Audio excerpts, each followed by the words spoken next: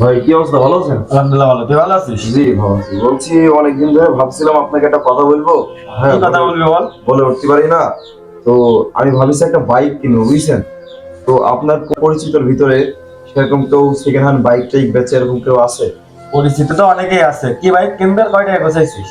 Bike হচ্ছে আমি মোনোটোনা বাইকটা কিনতে চাচ্ছি না। ও আচ্ছা আচ্ছা, আমি খোঁজ লাগাই। আর আমার সাথে এই কথা বলেছিস, এগুলো আর যেন কারোর সাথে বলবে না। ও আচ্ছা, আমার একটা ফ্রেন্ড ওই মোনোটোনা গাড়িটা নিছে, হ্যাঁ কয়দিন আগে নিছে। গাড়িটা মোটামুটি ভালোই চলছে দেখি। ওই গাড়িটা কি আমার জন্য ভালো হবে? হ্যাঁ, মোটরটোনা বাইকটা ভালোই সুন্দর আছে, তোর সাথে ভালোই মানাবে। তুই এক কাজ কর, টাকা পয়সা সব এক হাতে গুছিয়ে আমার কাছে আসিস। তারপরও তো ভাই খরচপাতির একটা বিষয় আছে, আপনি যদি বলে দিতেন তাহলে আমার পক্ষে একটু ভালো হতো।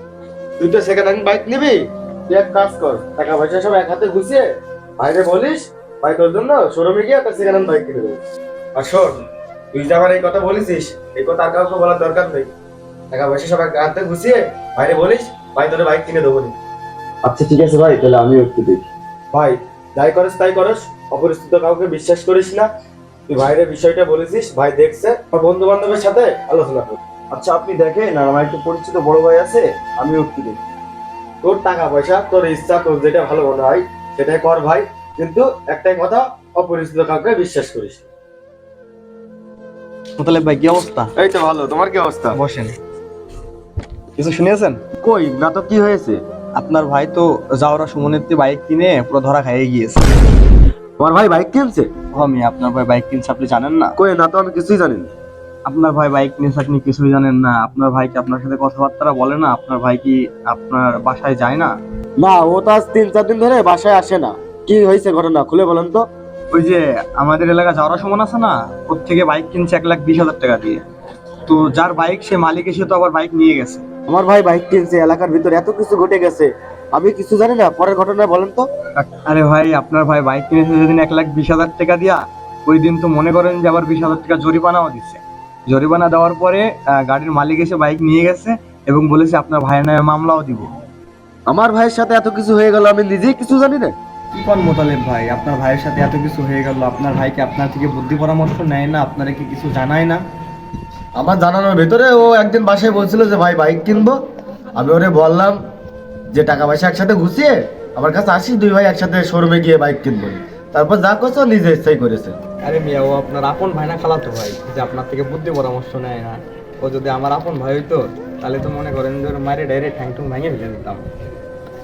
ও তো আমার আপন ভাই না। আপনি দেখেন আপনি কি করবেন। আপনি নিজের বাইরে এখনই ঠেকান, নাহলে কিন্তু পরে অনেক সমস্যা হবে। কি আর করব, ছোট মানুষ ভুল করে ফেলেছে। আচ্ছা বাসায় আসুক, দেখা যাক কি করা যায়। ও ভাই, ছোট আছে, ছোট থেকেই শাসন করেন, নাহলে পরে দেখবেন আপনার ভাই আপনার মাথার উপরে কাঁঠাল ভেঙে খাইতেছে।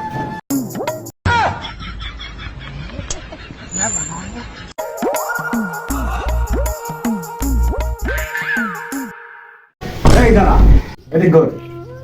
তুই যে বাইক কিনেছি আমার না জানে না শুনিয়ে, এখন এলাকার মানুষ আমার ডেকে ডেকে কি সব ভাষা বলছে। তুই কি আমার আপন ভাই মনে করিস না? তাহলে তো ভাইয়ের মতো আচরণ করি। শোন, তোর এখন যদি আমি প্রশ্ন করি পৃথিবীর দামি জিনিস কি, তুই কি উত্তর দিবি আমি জানি না, কিন্তু আমার যদি প্রশ্ন করিস আমি বলবো সেটা হলো বিশ্বাস, যা সবার প্রতি অ্যাপ্লাই করা যায় না। এটা একটা দামি শব্দ, যা পৃথিবীর 10টা মানুষ যার কদর করতে পারে না। তোর একটা অনুরোধ করবো, তুই পৃথিবীতে মানুষকে অন্ধের মতো বিশ্বাস করবি না। তুই যত যাকে বিশ্বাস করবি ততই সত্যি। আসলে সত্যি বলতে এটাই খারাপ লাগে, বিশ্বাস সবচেয়ে নিজের উপর থাকা উচিত। তার বিশ্বাস থাকা উচিত আমার আল্লাহর উপর, সেটা আমরা করি না। আমরা বিশ্বাস করি পর মানুষের উপর, যাদের সাথে সম্পর্ক 1 থেকে 1.5 মাস, 2 থেকে 3 বছর, তাদেরকে বিশ্বাস করে আমরা ঠকে যাই। ভাই বিশ্বাস দিয়েই তো দুনিয়া চলে। আমি এটা অস্বীকার করি না। বিশ্বাস তো তাকেই করা উচিত যে বিশ্বাসের মর্যাদা রাখে, যার মুখের আড়ালে কোনো মুখোশ না থাকে। আমাদের সমাজে মুখোশধারী মানুষের কোনো অভাব নেই। তোর সফলতা হজম করার মানুষ এই সমাজে খুব কমই আছে। তোর হাসিতে খুশি হওয়া মানুষ এই সমাজে খুব কমই আছে। শোন, একটা কঠিন কথা শোন। পৃথিবীতে সবচেয়ে কঠিন কাজ হলো কি জানিস? মানুষ চেনা। কি করবো ভাই, আমি তো মনে মনে ভাবছিলাম আপন মানুষ থেকে পর মানুষের কাছে গেলেই ভালো হবে, তাই আমি এটা করে ফেলেছি।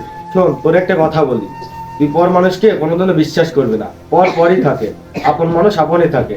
তো যতই কষ্ট হোক, যতই কোনো কিছু হয়ে যাক, তুই আপন মানুষের উপর বিশ্বাস রাখবি। হ্যাঁ, এখন আমার ভুলটা আমি এখন বুঝতে পারছি। আচ্ছা তাহলে তুই ঘরে যা। ওই দাঁড়া, আমার ফোনটা ভুলে আসছি, আমি একটু যাই।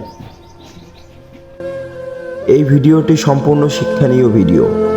আমরা অপরিচিত কোনো মানুষকে বিশ্বাস করব না। সবসময় আপন মানুষের উপর বিশ্বাস করাই উত্তম।